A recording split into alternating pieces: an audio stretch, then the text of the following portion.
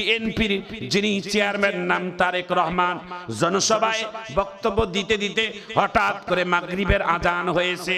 মাগরিবের আজান হওয়া মাত্র লাইট বন্ধ করে দিয়ে সকল নেতা কর্মীদেরকে ডাক দিয়ে ঘোষণা দিয়েছে তারেক রহমান যে তোমরা যে যেখানে আছো তাড়াতাড়ি উজু যাদের নাই উজু করে এসে নামাজে দাঁড়াও। অন্যান্য ধর্মের ভাইয়েরা তোমরা তো যেহেতু নামাজ পড়বা না সাইডে চলে যাও। বাংলাদেশে কিছু পরিবর্তন হয়েছে না হয়েছে, তবে একটা দৃশ্য দেখে এখন মন ভরে যাচ্ছে। কথাটা শোনার পর ঠিক বেঠিক বলবেন। আজকে বাংলাদেশের জাতীয়তাবাদী দল বিএনপির যিনি চেয়ারম্যান নাম তারেক রহমান জনসভায় বক্তব্য দিতে দিতে হঠাৎ করে মাগরিবের আজান হয়েছে। মাগরিবের আজান হওয়া মাত্র লাইট বন্ধ করে দিয়ে সকল নেতা কর্মীদেরকে ডাক দিয়ে ঘোষণা দিয়েছে তারেক রহমান যে তোমরা যে যেখানে আছো তাড়াতাড়ি উজু যাদের নাই উজু করে এসে নামাজে দাঁড়াও। অন্যান্য ধর্মের ভাইয়েরা তোমরা তো যেহেতু নামাজ পড়বা না সাইডে চলে যাও। মুসলমান ভাইদেরকে নামাজের জন্য তাগিদ করে দিলেন। ওখানকার একজন ইমামকে ডাক দিয়ে বলেন নামাজে দাঁড়ান। স্টেজের মধ্যে দাঁড়িয়ে মাগরিবের নামাজ আদায় করে নিলেন।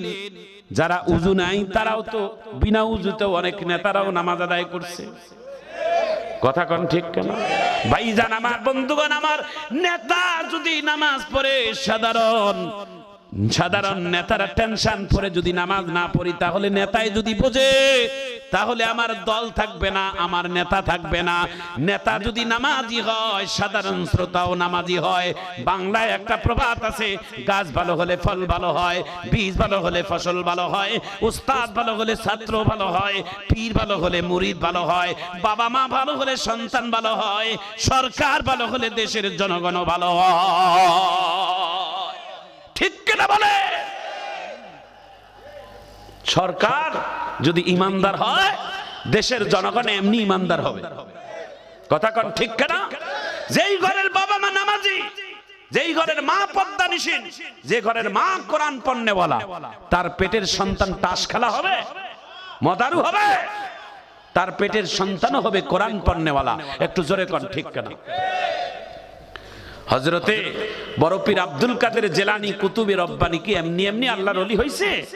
মায়ের পেট থেকে এমনি কোরআনের হাফেজ হয়ে আসছে? এমনি এমনি হয় নাই বাজার। বড় পীর আব্দুল কাদের জিলানীর বাবা বাসর ঘরে স্ত্রীকে দেখার আগে 2 রাকাত নামাজ পড়ছে। সুবহানাল্লাহ বলেন। একজন আরেকজন নামাজ পড়েছে বাসর ঘরে। স্ত্রীকে স্বামী দুইজনের সাথে সাক্ষাতের আগেই নামাজ পড়ে নিয়ে একজন আরেকজনের সাথে দেনমোহর পরিশোধ করে দিয়ে তারপরে যদি কথা বলেন আর একটা ওসিয়ত করবেন। একটু জোরে কোন আল্লাহু আকবার। কয়েকটা ওসিয়ত করবেন স্বামী হিসেবে, বাসর ঘরে আসল কথাগুলো মেরে দিবেন। কি কথা? বিবিরে, তুমি আমার সঙ্গিনী শুধু দুনিয়ার না, আজকে যদি তোমার হাতটা ধরলাম এই হাত ধরে আমরা জান্নাতের মধ্যেই থাকব। সম্পর্ক কি শুধু দুনিয়ায়? স্বামী স্ত্রীর সম্পর্ক আল্লাহর জান্নাত পর্যন্ত। সুবহানাল্লাহ বলেন। এই কথাটা শোনার পর জোরে আল্লাহু আকবার বলবেন।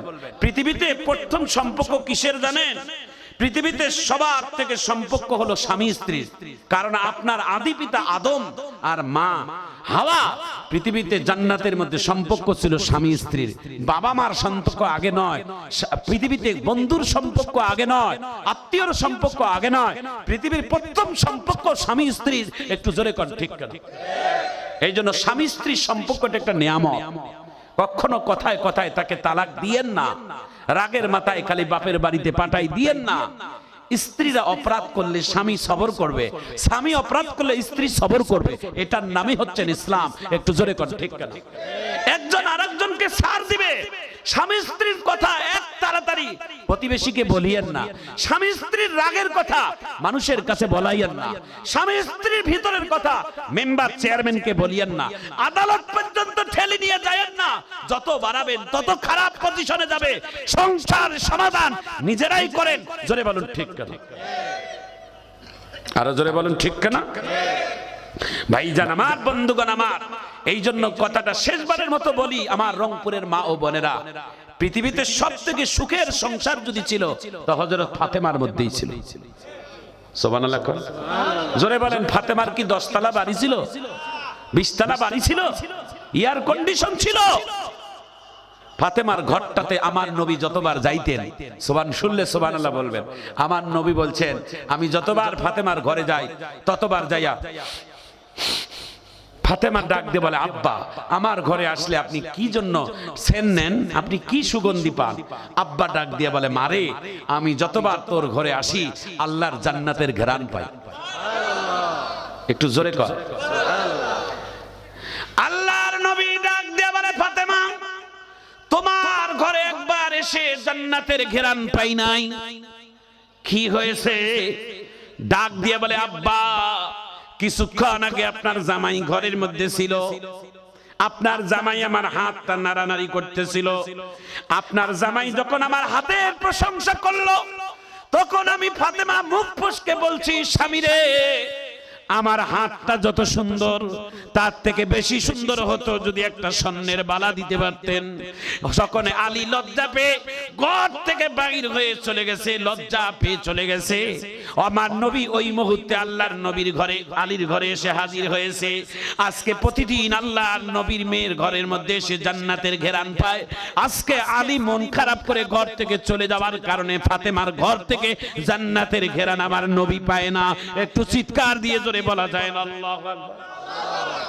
আমার নবী ডাক দিয়ে বলে, মা কি হইল? বলে আপনার স্বামী আপনার জামাই এই মুহূর্তে আমার উপরে একটু হালকা অভিমান করে চলে গেছে। নবী ডাক দিয়ে বলে, মেরে যদি আমার জামাই যদি ঘরে না ফিরে, যদি এই অভিমান নিয়ে যদি মারা যায়, তাহলে কিয়ামতের ময়দানে মুসিবতের দিনে আমি নবী তোমাকে ফাতেমা মেয়ে বলে দাবি করব না, আর তুমিও আমাকে আব্বা বলে দাবি করিও না, কারণ তুমি আমার কলিজার টুকরো গর্বের একটা মেয়ে। আজকে তুমি জামার সাথে খারাপ আচরণ করেছো, জলদি করে জামাইকে খুঁজে বাহির করে মাপ নাও। তোমার জামাই যদি ক্ষমা না করে তাহলে ততক্ষণ আল্লাহর জান্নাতের ঘেরান তোমাদের ঘরে আসবে না। এটা জোরে আল্লাহু আকবার বলেন। আম্মা, আম্মা শেষবারের মতো কথাটা বলি, আম্মা ঘরটা যদি সুখী বানাইতে চান, সুখের চাবি তো আপনার শাড়ির আসলে রাখা। সুবহানাল্লাহ। যেই বাড়ির মহিলারা ফজরের নামাজ পড়বে, নামাজের পরে একটা হলেও কোরআনের আয়াত তেলাওয়াত করবে, হাদিসটা শোনার পরে জোরে সুবহানাল্লাহ বলবেন। নবী বলেন রহমত বন্টন হয় ফজরের নামাজের পর, রহমত বন্টন হয় ফজরের নামাজের পর। সারা দিন কি কি রহমত পাবে এটার বন্টন হয় ফজরের পর। আর এই ফজরের পরে এসে যদি দেখে, ফেরেশতা কইবে এই বাড়িতে আর রহমত দেব কেমনে, এরা তো সবাই ঘুমিয়ে আছে। কথা কোন ঠিক কেন? আম্মা, আম্মা ফজরের নামাজের পর ঘুমাইয়েন না, ফজরের পরে ঘুম থেকে উঠিয়ে নামাজ পড়ে ধাক্কা দিয়ে স্বামীটারে উঠাই দিবেন, গরম পানি দিয়ে উজু করাবেন, জুতাটা সোজা করে দিবেন, একটা ধাক্কা দিয়ে মসজিদে পাঠাবেন। আপনি একটা শাড়ির কালার পছন্দ হয় নাই বলে আপনার ভালোবাসা দিয়ে আপনি বারবার রংপুর মার্কেটে যাইয়া শাড়িটার কালার যদি ঘুরাই নিয়ে আসতে পারেন, বাড়ির পাশে মসজিদ আজান হলে একটা ধাক্কা দিয়ে কেন মসজিদে পাঠাইতে পারেন না? আপনি কেমন মা? জোরে বলুন ঠিক কেন? মা তুমিও নামাজ পড়বা, তোমার স্বামীটাকেও মসজিদে পাঠিয়ে দিবা, তোমার ছেলে মেয়েটাকে ডেকে দিবা, কোরআনের আয়াত পড়বা। নবী বলেন যেই বাড়িতে কোরআনের আয়াত, কোরআনের তেলাওয়াত ফজরের নামাজের পর হয়, সেই বাড়িতে সকাল থেকে সন্ধ্যা পর্যন্ত আল্লাহর অসংখ্য রহমতের ফেরেশতারা দোয়া করে। একটু জোরে কর, আরো জোরে কর। ভাইয়ারা আমার, বন্ধুরা আমার, কথাটা 1 মিনিটে বলে দেই, শেষ পর্যায়ে সময় আর মাত্র 2-3 মিনিট। মারহাবা কর। বিরক্ত মনে হইছে? হ্যাঁ, দাওয়াত আর পামো? হ্যাঁ, যতগুলো কথা কইনো মনে মনে তো বেজার হইবেন। রংপুরের ভাইয়েরা, রংপুর আর দিনাজপুর ভাই ভাই, ঠিক কিনা কর? মোর দিনাজপুর তোমার রংপুর কাছাকাছি না? এপার আর ওপার। রংপুর চাচার দেশ, আপনারা চাচার দেশের মানুষ, আমরা হলাম জিয়ার মানুষ, খালেদা জিয়ার বংশ, ইয়ার মানুষ, জেলার মানুষ, ঠিক কিনা কর? রংপুর, বগুড়া, দিনাজপুর এই 3টা দেশের নেতারাই তো দেশ চালাইছে। রংপুরের ইরশাদ চাচায় 10 বছর, আর আমার দিনাজপুরের বেগম জিয়া 3 বছর টানা।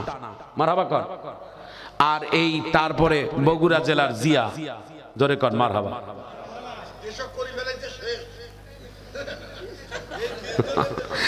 ভাইজান আমার, বন্ধুগণ আমার, হযরত আলী রাদিয়াল্লাহু তাআলা জায়নামাজ বিছায়া দোয়া করছে, ফাতেমা আমিন বলছে, ইমাম হাসান হুসাইন দোয়া করছে।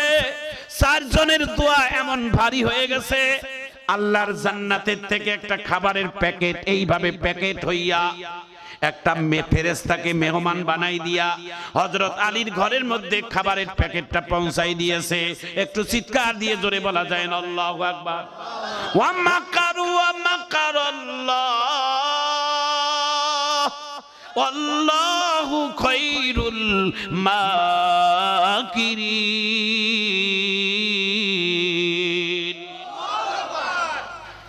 একটু জোরে কন, আরো জোরে কন।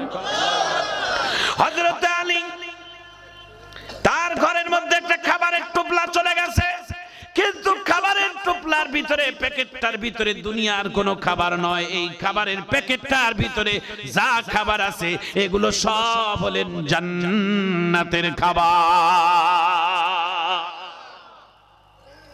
ইমাম হাসান হুসাইন জান্নাতের সর্দার, ফাতেমা জান্নাতের মহিলাদের সর্দার, হযরত আলীও হচ্ছেন 10 জন জান্নাতের সুসংবাদ প্রাপ্তের মধ্যে তিনিও একজন। এরা তো 4 জনই জান্নাতে। সুবহানাল্লাহ, একটু জোরে কর। জান্নাতের খাবারের ট্যাবলেট প্যাকেট যায় আলীর হাতে। আলী পাইয়া কয়, এ ফাতেমা খাবারটা খোলো। কয় কেন? কয় মেহমানকে দেব। ইমাম হাসান হুসাইন ক্ষুধার্ত মানুষ, ওরা 2 ভাই ছোট ছোট মানুষ, আব্বার সামনে যায় এইভাবে হাত বাড়াইছে, আব্বা আমরাও ক্ষুধার্ত, প্যাকেটটার খাবার 2 ভাগ করেন, 1 ভাগ আমাদের জন্য দেন, 1 ভাগ মেহমানের জন্য দেন। আলী কয়, এটা তোমাদের জন্য চাই নাই, আমি মেহমানের জন্য আল্লাহ